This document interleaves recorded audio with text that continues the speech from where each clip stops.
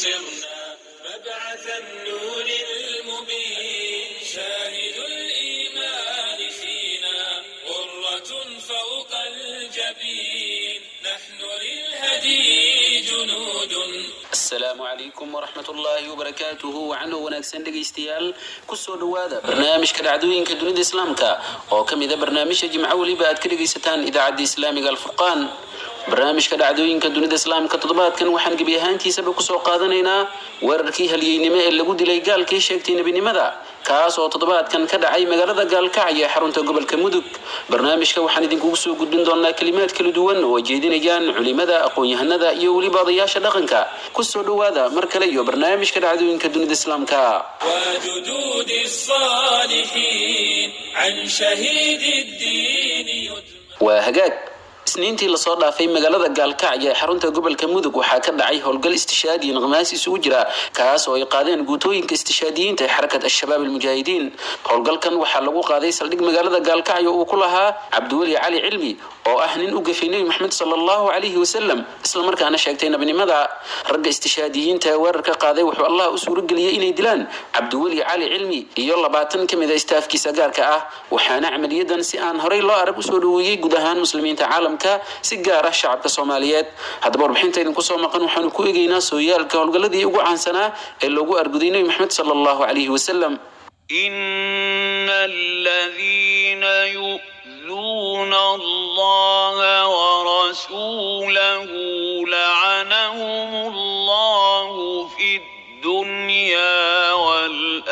akhirati wa a'adda lahum 'adhaban مهينا. أمست معاني النصر من كلماتي لأذب عن عرض الرسول بذاتي أحمي الرسول بما ملكت منافحا mar waliba ood indhaha la raaraacdo sooyaalka taariikhda waxaad arkaysaa in cid waliba oo ku xadgudubtay kuna dhiiratay nebiga sharafta leh inay la kulmi jirtay cawaaqib kulul oo kaga timaada xagga allah, taas oo sabab looga dhigo muwaxidiin jecel nebigooda oo noocooda laga heli karo dadkii hore iyo dadkii dambe intuba. waxay taariikhdu ku xusuusinaysaa maalmihii Moxamed bin Maslama iyo howlgalkii fariidka ahaa ee uu qudha kaga jaray Kacb bin al-Ashraf oo ahaa mid kamid ah acdaadii ugu adkeyd ee uu lahaa nabigeena Moxamed sallallahu alayhi wasallam. wuxuu kamid ahaa madaxda yahuudi deganayd magaalada. dagaalkiisa ka dhanka islaamkana wuxuu gaaray meeshii ugu sareysay. marka laga soo tago horinta dagaalada ka dhanka muslimiinta oo caanka ku ahaa iyo aflagaadadii uu ku hayay saxaabada iyo zawjaadkooda, wuxuu sidoo kale gaalkan laf dhuun gashay ku ahaa nabigeena Moxamed sallallahu alayhi wasallam heer uu nabigu dhibsaday shartiisa iyo aflagaadada uu wado. sida ku cad axaadiista ka sugan nabi Moxamed sallallahu alayhi wasallam wuxuu maalin maalmaha kamid ah nabigu yiri yaa igaga filnaada Kacb bin al-Ashraf wuxuu dhibay allah iyo rasuulkiisa. qaar kamid ah saxaabada oo ku jiro saxaabiga jaliilka Moxamed bin Maslama ayaa goobta ku sugnaa, wuxuuna saxaabigan dhabarka u ritay howlgalkan gaarka ah kaas oo adduunka lagu dhaafinayo gaalkaas kibray. wuxuu nabigu ku yiri ma waxaad jeceshahay inaan dilo? nabiga ayaana ugu jawaabay haa. wuxuu u tagay Kacb isagoo isaga dhigay inuu u baahan yahay deen. markaas ayuu Kacb soo jeediyay inay rahan ahaan ugu dhiibaan dumarkooda ama caruurtooda. arrimahaasna waxaa ka cudur daartay Moxamed bin Maslama isagoona ku qanciyay in rahan ahaan uu ugu dhiibayo hub. xilli habeen ah ayay ballameen si loo kala qaato badeecada iyo hubka. Moxamed bin Maslama iyo rag la socday ayaana banaanka guriga ugu wacay Kacb bin al-Ashraf kaas oo durba soo ajiibay isagoo kibir iyo isla weyn isqad qaadaya, balse ma ogeyn inuu soo doontay halaagiisa ayna noqon doonto habeenkii ugu dambeysay ee noloshiisa. Moxamed bin Maslama iyo raggiisa ayaana hawsha u qabtay sidii loogu talagalay. يثني المبارز يسقط الرايات ولربما موت الكريم مخوف للقوم إثر وفاته بهباتي rasuulka sallallahu alayhi wasallam ayaa markii ay soo laabteen saxaabada hawshiina soo fuliyeen wuxuu ku yiri aflaxatil wujuh, taas oo muujinaysa sida uu u farxay howlgalkan. كيف لا نقاتل من آذى النبي وطعن في الدين وقاتل المؤمنين؟ قال الله وإن نكثوا أيمانهم من بعد عهدهم وطعنوا في دينكم فقاتلوا أئمة الكفر إنهم لا أيمان لهم لعلهم ينتهون.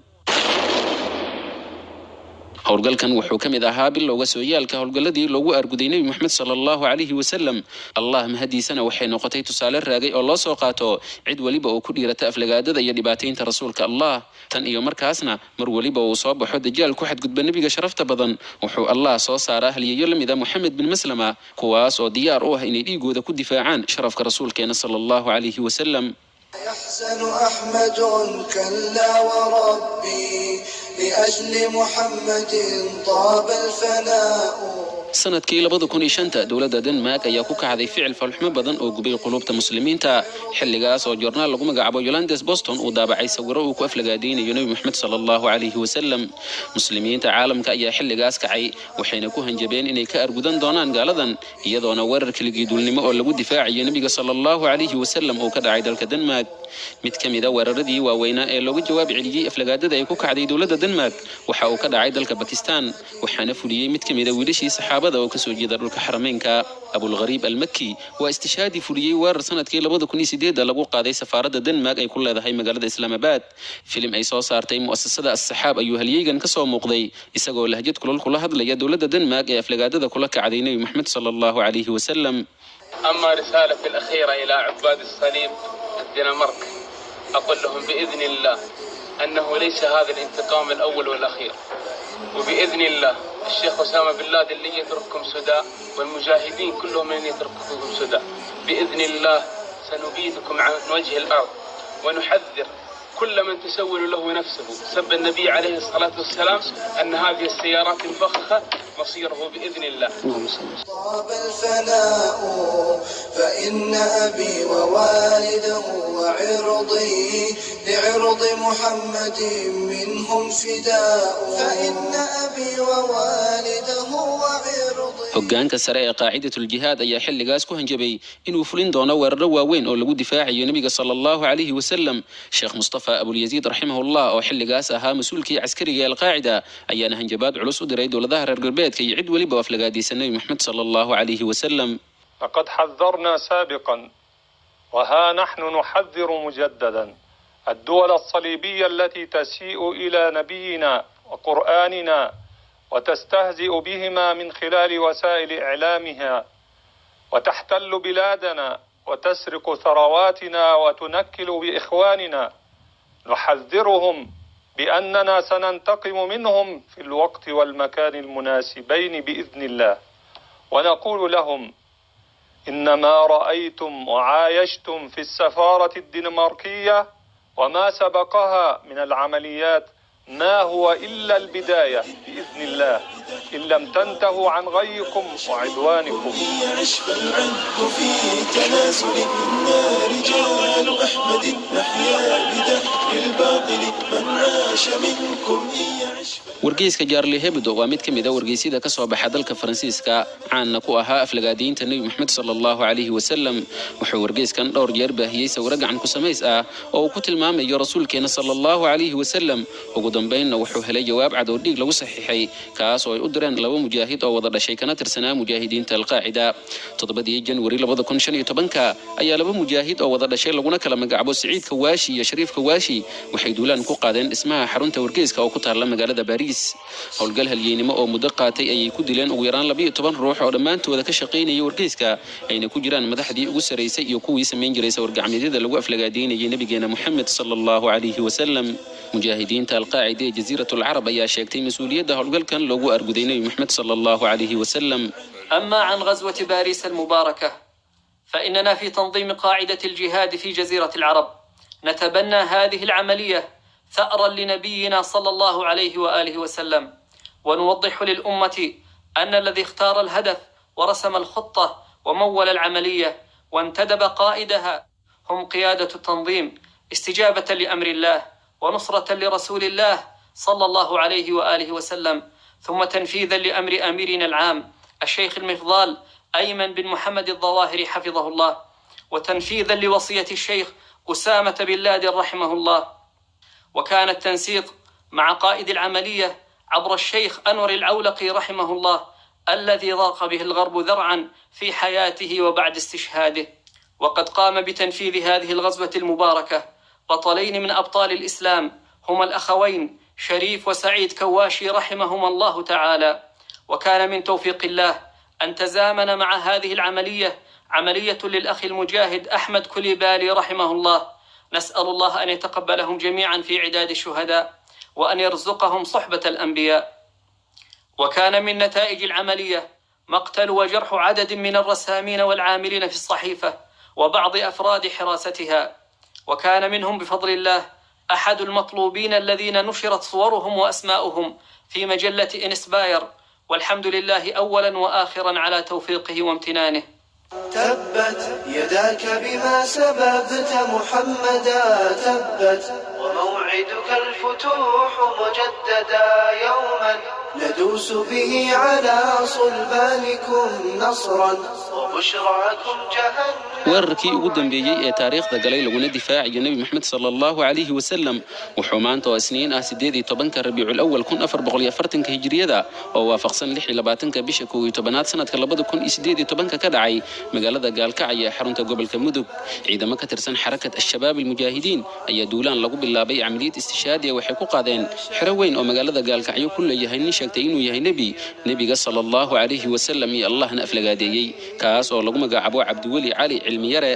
howlgal istishaadi ah ayaa lagu dahafuray amaliyada waxaana markaas kadib gudaha u daatay ciidamo aad u tababaran oo ka tirsan mujaahidiinta kuwaas oo toogasho ku bilaabay xubnihii joogay gudaha oo ku jiro Cabdiweli. بلى والله لنسابقن الصحابة في الدفاع عن رسول الله ولنقتدين بهم في الدفاع عنه، ولنا في محمد بن مسلمة رضي الله عنه أسوة. ولئن عرف التاريخ أوسا وخزرجا فلله أوس آخرون وخزرج. أيها المجاهدون الأبطال، أفلحت الوجوه وسلمت الأيدي،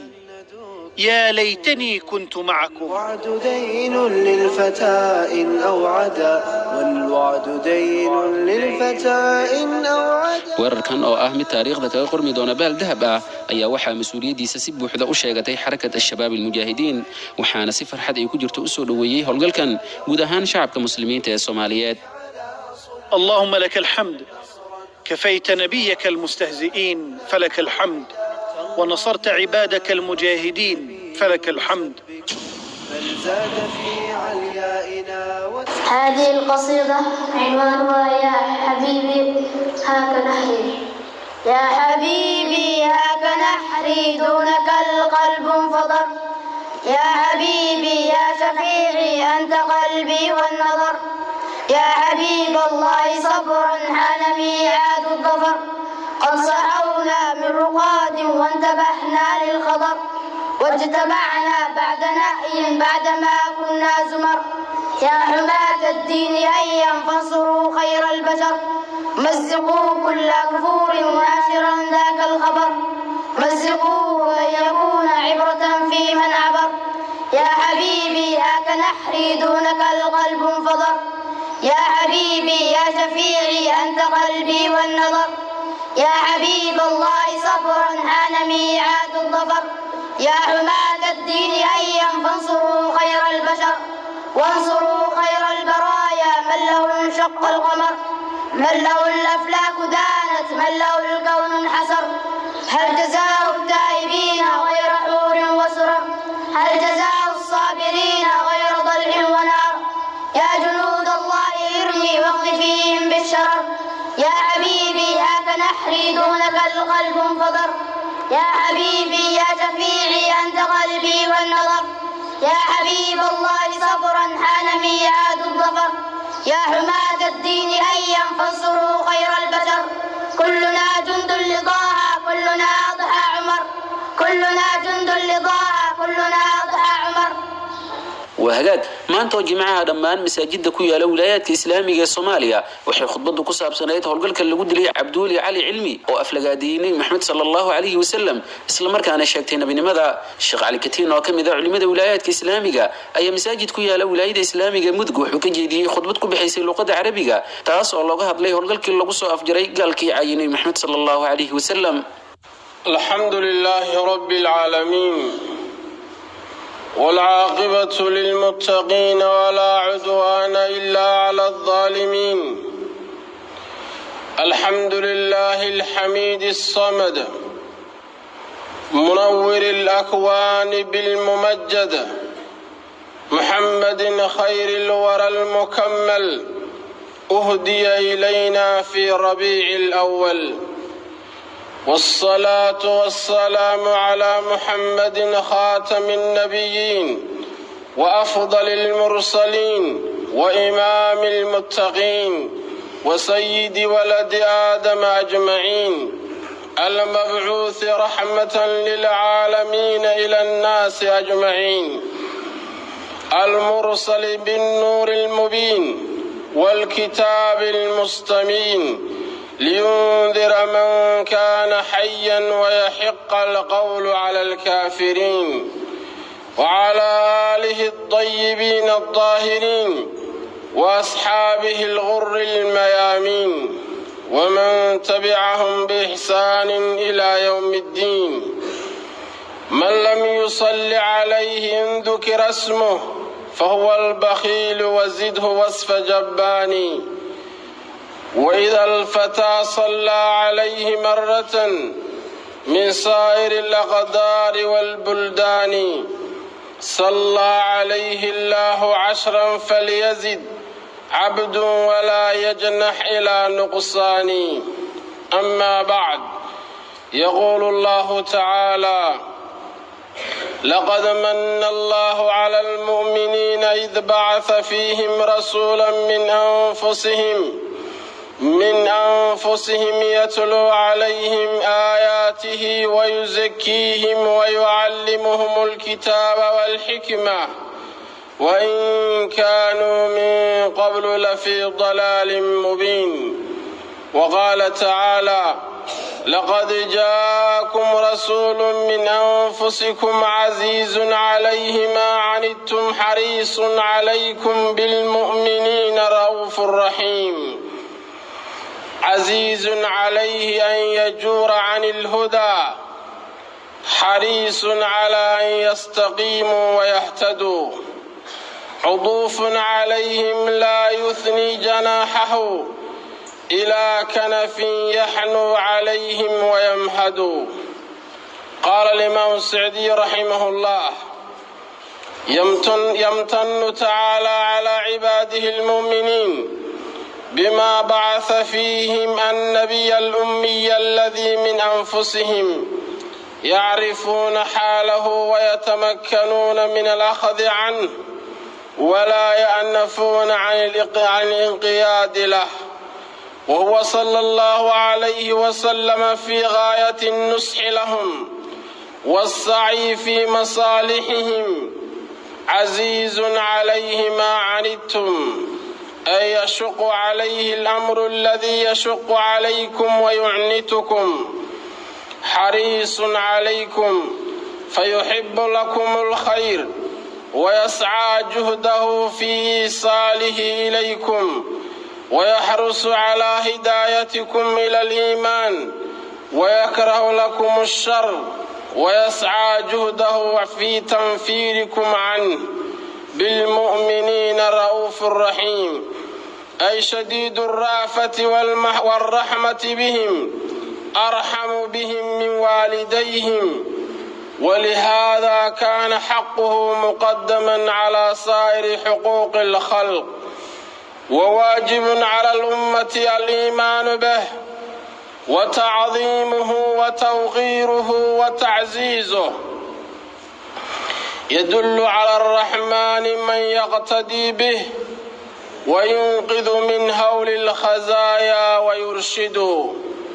إمام لهم يهديهم الحق جاهدا معلم الصدق إن يطيعوه يسعدوا. عفو عن الزلات يقبل عذرهم وإن يحسنوا فالله بالخير أجود. وإن آب أمر لم يقوموا بحمله فمن عنده تيسير ما يشدد. فنبينا صلى الله عليه وسلم هو أبو القاسم محمد بن عبد الله بن عبد المطلب بن هاشم بن عبد مناف القريشي الهاشمي من نسل إسماعيل بن إبراهيم عليهم الصلاة والسلام. ولد بمكة المكرمة عام الفيل في يوم 2 من شهر ربيع الأول، ولما بلغ 40 سنة بعثه الله بشيرا ونذيرا، وظل يدعو إلى الله سرا 3 سنوات، ثم أمر بالجهر فجهر بالدعوة فعاداه قومه وآذوه إلى أن هاجر إلى المدينة المنورة، فاستقبله أهل المدينة بالترحيب فآمنوا به وصدقوه وآووه ونصروه وبايعوه. نورا تتنقل من خلاصة هاشمي، إذا بايعوه هدوا لدين محمد، نورا أضاء على المدينة كلها، من يهدى للنور المبارك يهتدي. أما أخلاقه صلى الله عليه وسلم فكان أحسن الناس وأشجع الناس وأجود الناس، كما قال أنس بن مالك رضي الله عنه: وكان أجود الناس بالخير من الريح المرسلة، كما خبر به ابن عباس رضي الله تعالى عنهما. وكان أشد حياء من العذراء في خدرها، كما أخبر أبو سعيد الخدري رضي الله تعالى عنه. وقال عنه عبد الله بن حارث: ما رأيت أحدا أكثر تبسما برسول الله صلى الله عليه وسلم. وقال عنه معاوية بن حكم: ما رأيت معلما قبله، أي قبل رسول الله صلى الله عليه وسلم، ولا بعده أحسن تعليما منه. وقالت عنه عائشة رضي الله عنها: ما خير رسول الله صلى الله عليه وسلم بين أمرين قد إلا أخذ أيسرهما ما لم يكن إثما. وقال عنه أنس بن مالك رضي الله عنه: خدمت رسول الله صلى الله عليه وسلم 10 سنين، لا والله ما صبني سبة قط، ولا قال لي أف قط، ولا قال لي لشيء فعلته لما فعلته، ولا لشيء لم أفعله ألا فعلته. وقال عنه جابر بن عبد الله رضي الله تعالى عنه: ما سئل النبي صلى الله عليه وسلم عن شيء قط فقال لا. وقال عن نفسه صلى الله عليه وسلم: ثم لا تجدوني بخيلا ولا كذوبا ولا جبانا. خير البرية كلها وإمامها، وسراجها الوهاج والمصباح، والرحمة المهداة والعلم الذي بمقامه يوم النشور نراح. ونبينا محمد صلى الله عليه وسلم خاتم النبيين وإمام المرسلين وخطيبهم وسيد ولد آدم أجمعين، رفع الله ذكره وغفر له ما تقدم من ذنبه وما تأخر، وخصه ربه بالشفاعة العظمى، وجعل لواء الحمد بيده يوم القيامة دون سائر الرسل، وهو أول من ينشق عنه القبر، وأول شافع وأول مشفع، وأول مشفع، وأول من يجوس على الصراط، وأول من يقرع باب الجنة، وأول من يفتح له فيدخلها وينزل فيها الوصيلة بإذن الله. قال الله تعالى: ما كان محمد أبا أحد من رجالكم ولكن رسول الله وخاتم النبيين وكان الله بكل شيء عليما. قال حافظ ابن كثير رحمه الله تعالى: فمن رحمة الله تعالى بالعباد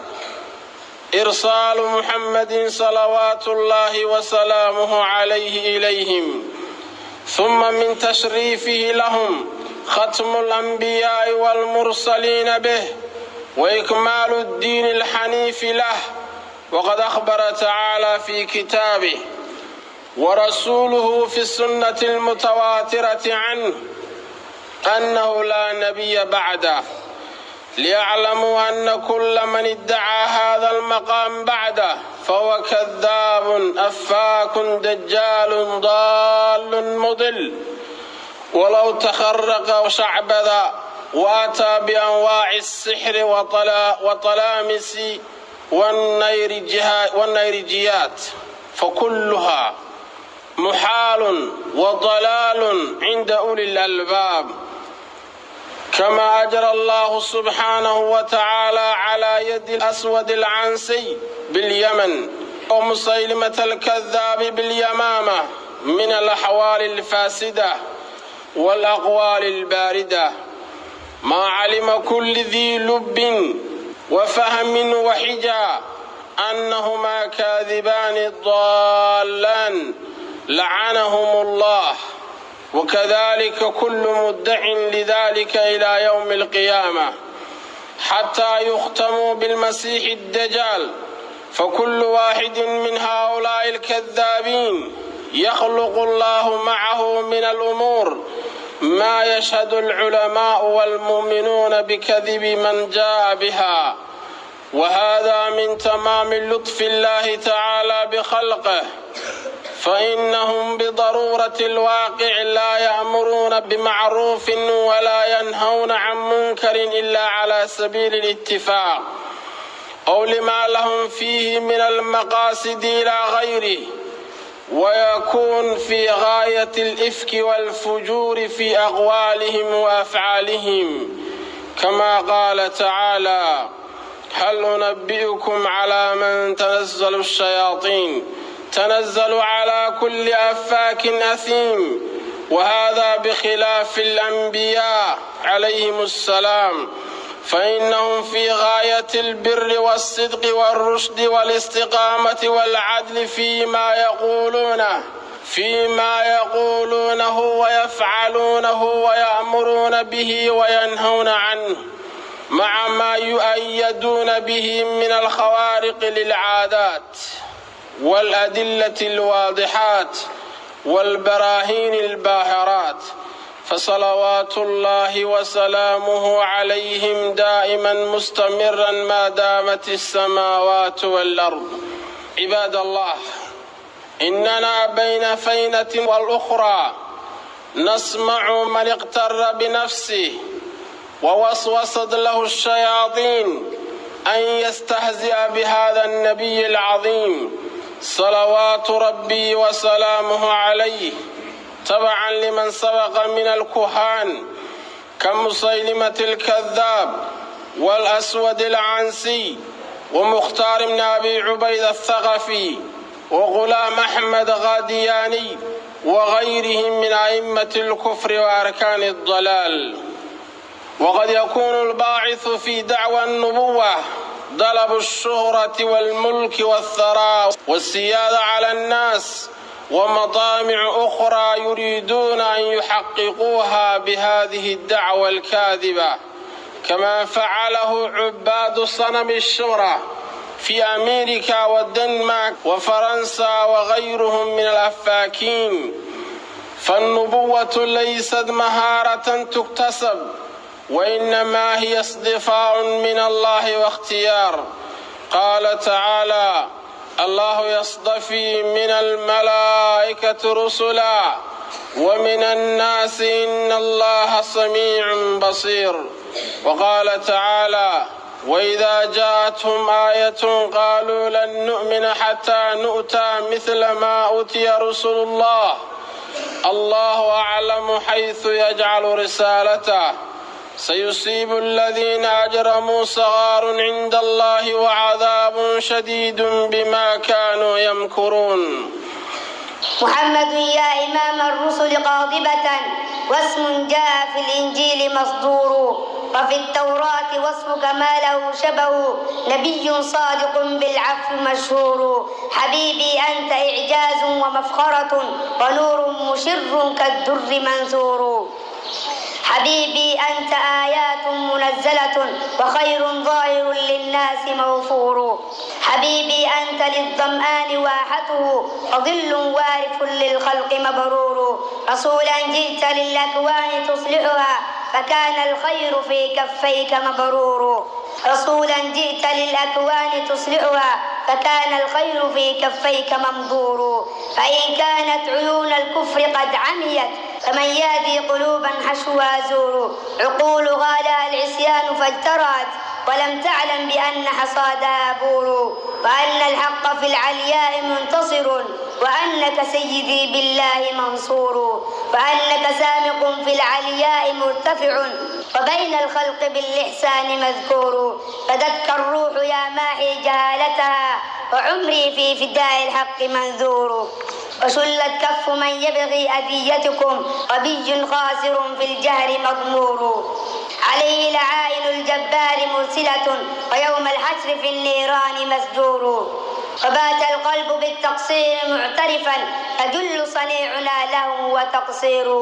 عليك صلاة ربي دائما أبدا أيا نورا بي يستجلب النور وهجاج مسجد كويا لما قال ذا جيل بولاية الإسلام جبوينكا وحاب قلها الشعب كلها هذا الشيخ جامع عبد السلام أو كم إذا علماء ربانيين ولاية الإسلامية كديب صلاة جمعها وحنا الشيخ وكجاهد ليه هم قال كي اللي ودي لي قال كي أفلقادين محمد صلى الله عليه وسلم استجونا سيدا وكل الشيخ صهد القاضي هلك وكوب ترصد قال كان مرك لجاهد العقيدة هان النبي صلى الله عليه وسلم مكانة ديسية درجة ديسية أخلاق ديسية إلهي سبحانه وتعالى سدوير ورفعنا لك ذكرك إلهي حسكي سنبي وكريه لي كرامتي سي فضلي رسالة عن مقدس كاه قيمة بدنا وكشر في ربي سبحانه وتعالى نبيه وحان سببته محيط حجابي كسو درير سنة سا حجابي كسو بيشو ما نسا إلا فهمه والوارد قحي واليابي نبي إله بان هاي وروحا ووح سوى تشري أو أصل بيليهن أو ميلو راعي ليهن أو وحلي يغنون أو وح شياطين الجن والإنسان هرو وش غيسي من كان وحوها من باطنية وحنا لقد منها سفارة ودنك فرنسيسكا إسكالي هاي جبوتي كتالا سرد درب على السيو مال بسال وقرقي ومدفر بدن بفسادي وحسنا الدفاع عدد السوق الذكرين وحنا باسوكي للور فديو سلسلة waxaa khudbada inoogu jirtay asaga iyo qofka nebinimo rumeeyaaba inay yihiin nebi maxamed nebi ka dambeeyey inuu jiri karo ninka rumeeya iyo isaguba kafaro daaliina inay yihiin mukhalladiin fi naara ilaahay ma ka magalna caqaayada noocaas oo kale faasidka waxaan rabnaa baadiye inaan wax yar ka ogaan firqul baadiniyaha aad maqasho ilaa 15 bay gaaraan horta maanta waxaa jooga Kenya waxaa ku nool Ismaaciiliyiin ma liira oo salaadan rukuuc iyo sujuud lahayn bay tukadaan masaajid bay leeyihiin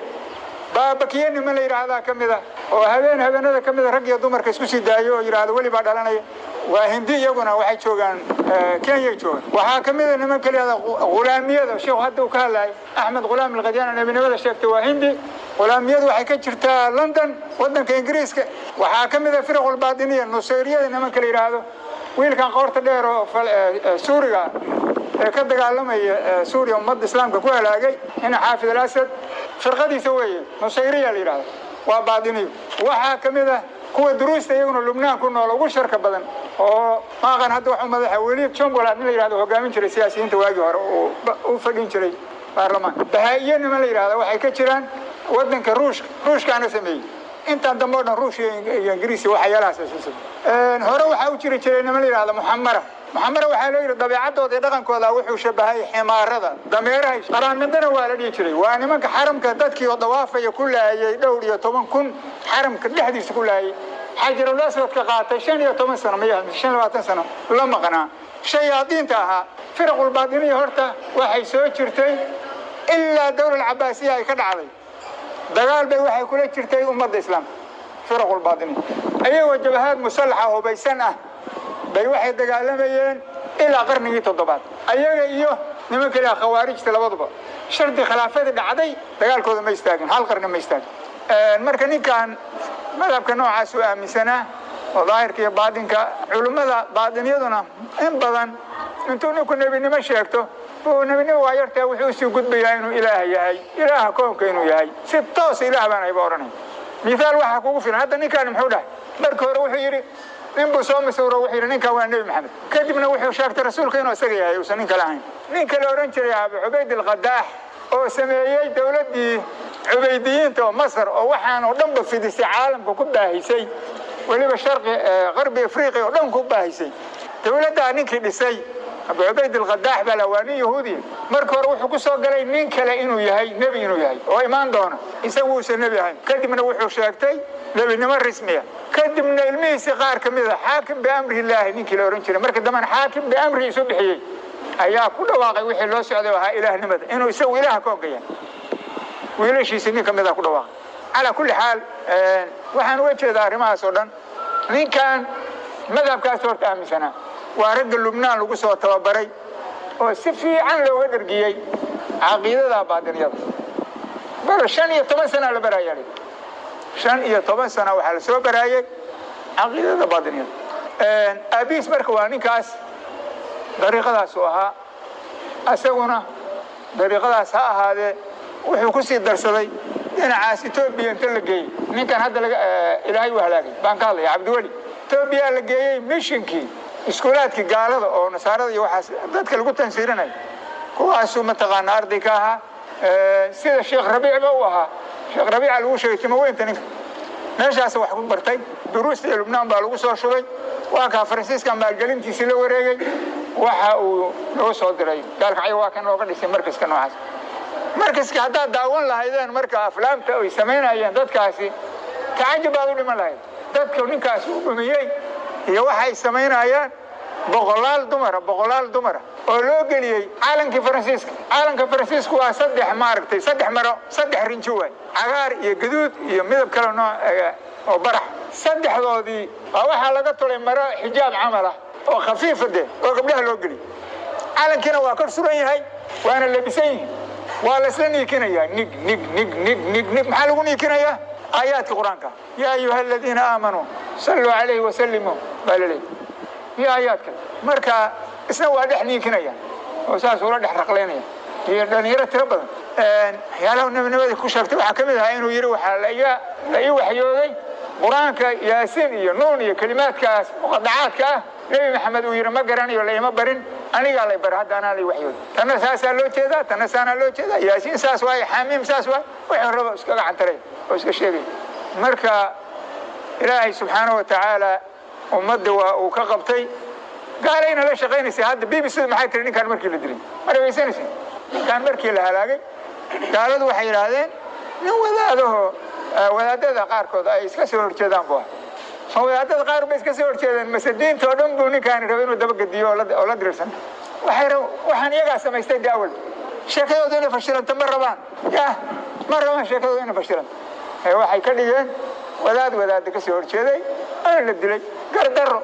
maxaa loo dilay ma soo dadka qof walba aqligiisa xor ma aha iyo madhabkiisa iyo bisaasi aaminsan waa laga gardaray